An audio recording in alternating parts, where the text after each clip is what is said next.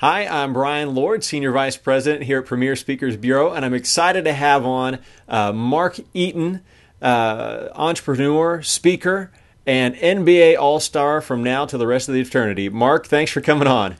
Thanks, Brian. Thanks for having me. Oh, my pleasure. And I want to do this real quick. All right, this is the one time that I'm going to look taller than Mark Eaton, right there. Just too little tall there. So you're 7 feet 4 inches tall, which to me is it's pretty phenomenal. And but even with that, and with your background in sports growing up, what is the best advice that you ever received? Well, Brian, I have kind of an unusual story in that I was an auto mechanic who became an NBA player, and had a lot of mentors along the way and coaches and things that helped me. Probably the best advice I ever got was when I was at UCLA, and I had a gentleman by the name of Wilt Chamberlain pull me aside one day on the basketball court and asked me to stop running around on the court trying to do everything and instead park my rear end underneath the basket and focus on the one thing that I could do well, which was playing defense. And that was a real turning point in my life, in my basketball career, and in my life, to really get focused on the one thing that I could be great at. And I challenge audiences in my presentation to that same task. That how many of you are running around trying to do everything when there's really only one thing you can be great at? And that has continued to carry me. I mean, we get so busy these days with all the things that come at us, and to really get focused back on the fundamentals of what's the one thing that you're great at is really sound advice that's very simple, but at the same time can be very life-changing for a lot of people in the audience. Mm-hmm.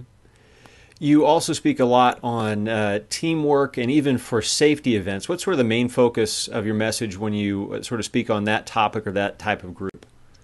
Well, my primary message is how to get rid of internal competition in your business. And that comes from the standpoint that most people know what they need to sell, how to sell it, where their business needs to go. It's getting everybody on board and moving the same direction at the same time. Mm-hmm. And a lot of people talk about teamwork in business, but I really don't think very many people understand it from the perspective that I come from, which is having played on a team at the highest level. Mm-hmm. And so the message is really, what are the core components of team from the inside out? Mm-hmm. And directly related to safety, which is one of the niches that I've worked in a lot, mm-hmm. is really paying attention to your partner, taking care of your teammate. Because I come from the background of you've lost 3 games in a row, the fans are booing you, they're talking about trading you, the coach is upset, the owner is upset. You can't wait till the next management review or the next quarterly returns to determine what your next course of action is. You have to figure out team right now in the locker room, and the only way you do it is by helping the guy next to you, helping your teammate. So things like making people look good and protecting each other. For instance, in safety, a lot of people get hurt on the job, 70% of them actually, while someone else is standing right there. So I come from the standpoint of what are you doing to take care of your buddy, take care of your teammate, watch each other's back. And that's that goes both ways, both in the boardroom and out on the manufacturing floor or the utility company or whatever it might be out in the field. But it's a component and a tenet of my speech that I think is really important and missing in corporate America today. Mm-hmm. Now, I'm from Indiana originally, so I'm sort of biased and born this way. But do you only speak to basketball fan audiences, or what's your natural fit there? No, I don't. In fact, I spent a great deal of time preparing my presentation to appeal to everyone. And the greatest compliment I receive is when the woman who's in the last row, who knows nothing about sports, comes up and tells me, wow, I don't know a lot about basketball, but I took away some things today that I can use in my life. And I want to thank you for giving that presentation today because I needed to be here to hear that. And that, to me, is the sweet spot. It's easy to talk to the male audience who knows everything about basketball. But to me, my message goes a little bit deeper than that. And it's really to give you takeaways that you can use on a daily basis, both at work and at home. And it's things that you can put in place immediately. What are some of the tools and takeaways that audiences have after hearing you speak? Well, I think what audiences take away is an understanding of what they need to do next. immediately. And I think that's missing in a lot of presentations today, those strong takeaways. And it's understanding what team is about, what their role on the team is, and understanding that if the team wins, they win. Because I think we spend a lot of time talking about team again, and people say, well, I'll play as a team because I guess I'm supposed to. But realistically, we all want to know what's in it for me.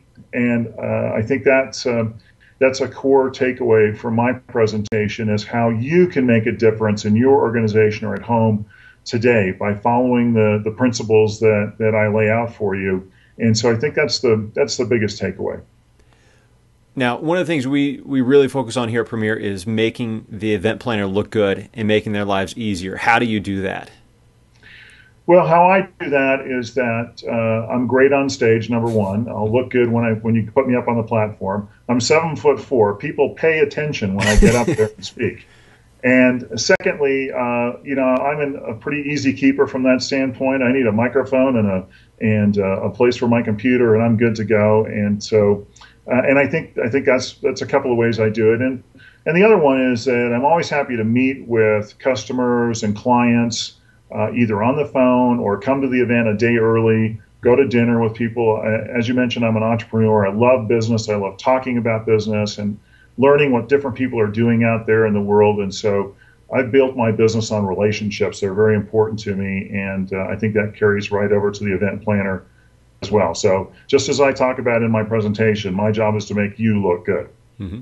Now, you actually own a couple restaurants, and you've been in the restaurant business for 15 or 20 years. Do you ever step in and give some of the event planners on site some advice on the food they're serving for dinner? We do. We do a lot of events.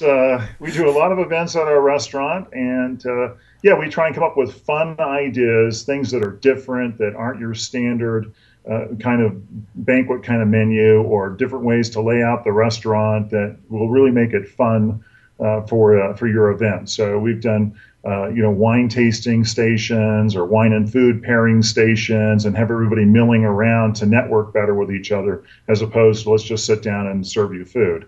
So we get very creative like that at the restaurant, and I think that's helped me in my speaking career as well, because I understand the perspective the event planner is coming from, because we've worked with so many of them over the years. Mm-hmm. Yeah, not only an NBA All-Star, but someone with an educated palate. So always good to have there. Now, for the event planners watching this, if you look underneath the screen here, you'll see a link with more information, video clips, speech topics, testimonials for Mark, and then also make sure to subscribe to this channel to see more great interviews. So, Mark, thanks for taking the time to do this interview. Really appreciate it. Oh, my pleasure, Brian. Anytime.